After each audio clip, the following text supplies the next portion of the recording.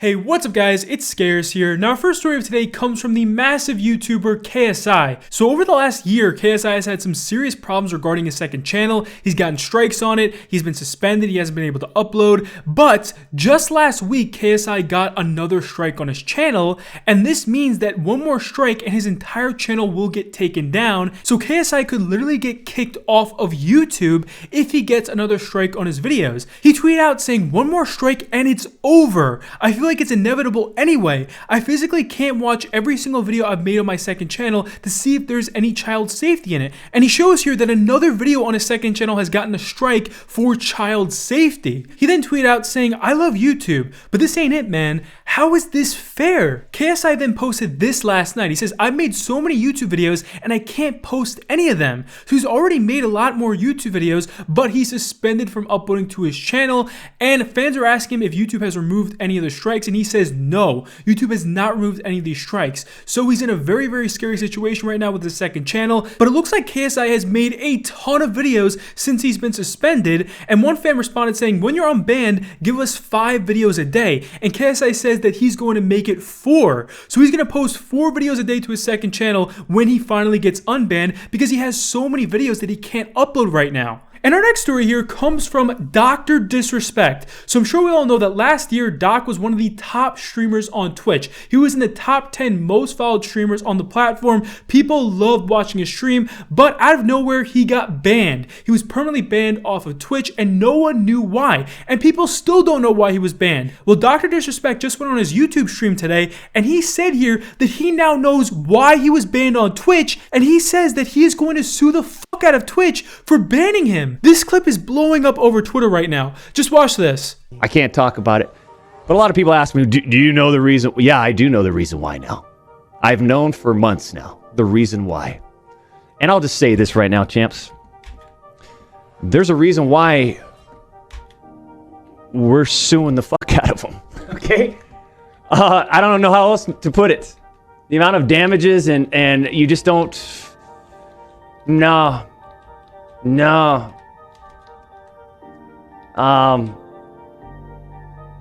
Gotta... For a second, Anyways... So clearly Doc wants to say more about this, but he's literally biting his lip on stream right here because he does not want to jeopardize the lawsuit. And if you guys don't remember, only a few months ago, the massive streamer Phantom Lord won his lawsuit against Twitch after he was banned. So people are taking this lawsuit very seriously because it looks like Doc could actually win. Now our next story for today also has to do with Twitch. So for those of you who don't know, there is a huge problem on Twitch right now. There are a lot of marginalized streamers who are recently dealing with these hate raids where they will just be streaming and out of nowhere people will start saying very, very offensive, awful, sometimes very racist things in their chat. And these are bots that will just post hundreds of messages at a time. And these streamers will just be bombarded with these awful messages in their chat. And it's very hard for these streamers to continue streaming afterwards. You have streamers who have just gone offline afterwards because they just can't handle it. It gets so bad. I mean, yes, you can try to delete some of the messages, but there are tons of bots that will just come into your chat and it makes it very hard to moderate and deal with. A lot of these streamers will have to turn their chats on sub-only mode. Now, Twitch knows about this and they're trying to come out with a fix right now, but this just looks like it's getting worse and worse every single day. We see multiple streamers every day now tweet about them getting hate raids, and recently some streamers have had to deal with hate raids with people using the tryhard emote in these raids. Now, I'm sure if you've ever been on Twitch, you know about this emote, okay? The tryhard emote is one of, if not the most popular emotes on Twitch, and it has been for the last decade or so. And for those of you who don't know, the face of this emote is from Trihex. He's a very well-known and loved streamer on Twitch, and he obviously is very happy this emote is so popular on the platform. But last night, while Trihex was streaming, he was hit with a hate raid himself, and these people were using his tryhard emote in his chat, saying very offensive, awful things. Irish cowboy. Any idea why they named this hog the Irish cowboy? Is it an Irish breed? Oh, I hope not. Oh, I'm getting one of these hate raids now. Okay. Damn, isn't that unfortunate? All right. Damn, boys. Yeah, damn, Twitch. What's going on here, y'all?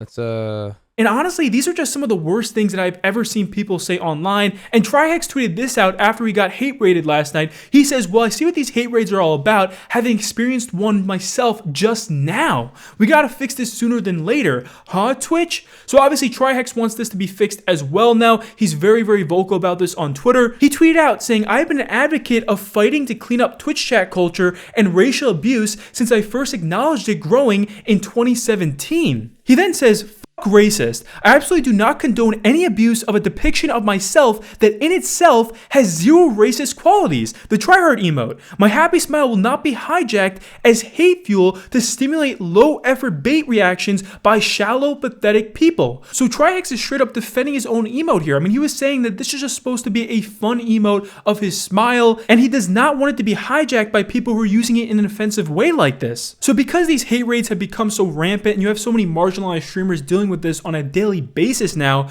a lot of these streamers are deciding to take a day off Twitch. That's right, these streamers have come together and they're going to boycott Twitch on September 1st. They're all going to stop streaming, they're going to stop going on Twitch, they're going to stop supporting the platform of Twitch on September 1st in order to protest Twitch, to have them actually do something and make some changes so that these hate raids never happen again. One creator tweeted this out. They say, join the protest to end hate raids by taking a day off Twitch on September 1st. No streaming and no watching. These kinds of protests make an impact when folks are in it together. Retweet and ask your favorite streamers, especially the non-marginalized ones, to participate by not streaming on September 1st. So every streamer is invited to boycott Twitch and to stop streaming and stop watching Twitch on September 1st. And this movement is huge right now. You have many streamers who are not going to stream on September 1st, and many big outlets have been picking this up. They're even trying to get some of the top streamers on Twitch to stop streaming on September 1st in order to force Twitch to make changes. Now, the next story for today's video comes from a bunch of well-known UK content creators. So if you don't know, last night, randomly, this one person on Twitter said here that they saw a bunch of UK creators just having a party at what seemed to be a bowling alley. This person tweeted out saying, I just saw George Not Found with G Nelly at a party. I think I saw Captain Puffy as well as Minx, Jack, Wilbur, Wisp, everyone is here. What? Nikki and Scott? Like every UK creator was there. And many of these creators' fans noticed these tweets and they started to ask questions like, what is going on here? Are these creators having a big party? Because obviously the pandemic is still happening. So there's a lot of people that were very upset with these creators for having this party. And then more information came out on what exactly happened. It looks like the well-known content creator G Nelly was having her 26th birthday party and she had it at a bowling alley, okay? And there was a bunch of other creators that were invited. Tons of people were there. So many well-known YouTubers and content creators that you probably know of. I mean, you can just see in this photo right here, there's even people in the background that are content creators. So this led to social media going absolutely crazy last night. There were so many people upset with these creators for having this big party during the pandemic. So Wilbur Soot was one of the largest creators that went to this party. And after the party, he went on a stream and was streaming. And Wilbur apparently got so much backlash over this whole thing that he had to ban words like party in his Twitch chat because so many viewers were upset with him for going to this party. One person tweeted this out about this whole situation. He says, why is Wilbur the only one getting criticism when lots of UK content creators went? Like Jack literally re-uploaded it to his Instagram and it was Memeless that uploaded the one to his Insta. And it was G Nelly that organized the party. So people then started to go after other people who were involved with this party as well. There were a lot of other UK creators that people found out actually went to this party and they were getting a ton of backlash on social media. And it looks like G Nelly was getting the most hate out of this whole situation. Now she is the creator that actually hosted this party. It was her 26th birthday party and she invited a bunch of her fellow creators to have fun with her at a bowling alley, and apparently it was just a gathering of her and her friends and other creators, but people were very upset with her over the situation. I mean, people were literally sending her death threats. I can't even show you some of the posts that were made about her because they are just so vicious and mean. It was absolutely awful. I've never seen people so upset with someone before over social media, but obviously people were very upset with her for throwing this party, and she actually had to come out and respond to this whole situation this morning. She says, my party, I genuinely never wanted to upset or harm people, and I'm sorry that I have done that. Please know that everything at my party was within UK government guidelines. We are fortunate enough that 80% of the UK is currently vaccinated. We are also very fortunate to be able to test daily here in the UK, with people attending a negative lateral flow test beforehand, and everyone will be testing afterwards.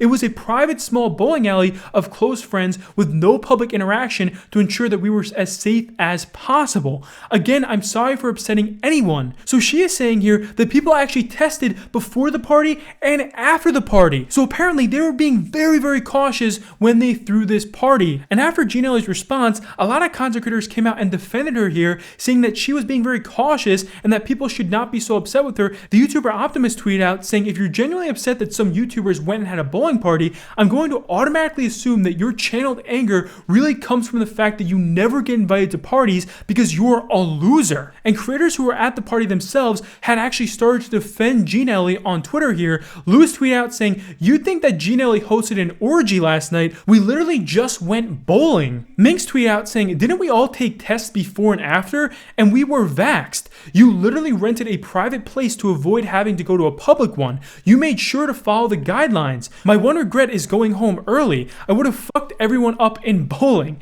Fuck tequila. The huge creator Mimos responded saying, Twitter is so odd. People are only pretending to care about this as an excuse to abuse people. Like if they actually cared about this, they'd be talking about clubs and festivals, not a small gathering at a bowling alley of people who are mostly double vaxxed. I hope that you're okay. Now the massive Minecraft YouTuber Dream jumped in on this situation, and Dream posted a whole notes page here where he talks about how vaccinated people can still spread the virus and how it can still be dangerous for vaccinated people to get together in large gatherings. So this definitely looks like Dream was actually calling out this party, and he was very upset with people for getting together in this large gathering like this. But then he says here, if everyone was tested before and after like G said, there's no problem, and it's a very responsible way of doing this with very little to no risk. People are making a much bigger deal out of it than they should be, and either way they're using it as an excuse to attack people. I don't want to see any of that gross stuff or see people support it. So while Dream wasn't really calling out this party as a whole, you still had a lot of people that felt like Dream was just going after these people for throwing this party, and the YouTuber I'm Alex responded back to Dream disagreeing here, and he was very upset. He responded saying, are we just going to never go back to normal then? Just sitting indoors till we all die? Everyone has gone back to their lives now. I'm not going to let some freaks on Minecraft Twitter bully people for doing what we're allowed to do. It's mental that this is even a debate. People can throw parties, people can go to football stadiums, and we can also go out to festivals. This is honestly brain dead, and I'm tired of it personally. I've had texts from my mates laughing at the fact that YouTubers can't go outside. So these tweets from I'm Alex caused even more controversy. I mean, there were so many people upset with both sides of this situation. Now, I'm not going to cover every single tweet from content creators on this, but there were a lot more content creators that gave their own opinions on this topic. And our next story for today has to do with the platform OnlyFans. So I'm sure at this point we all know what OnlyFans is. It's a platform where you can pay to look at people's pictures and videos. And what happens is there are a lot of creators on there that are posting very sexually explicit videos and pictures. Well-known YouTube content creators like Tana Mojo and Karina Kopf have made hundreds of thousands of dollars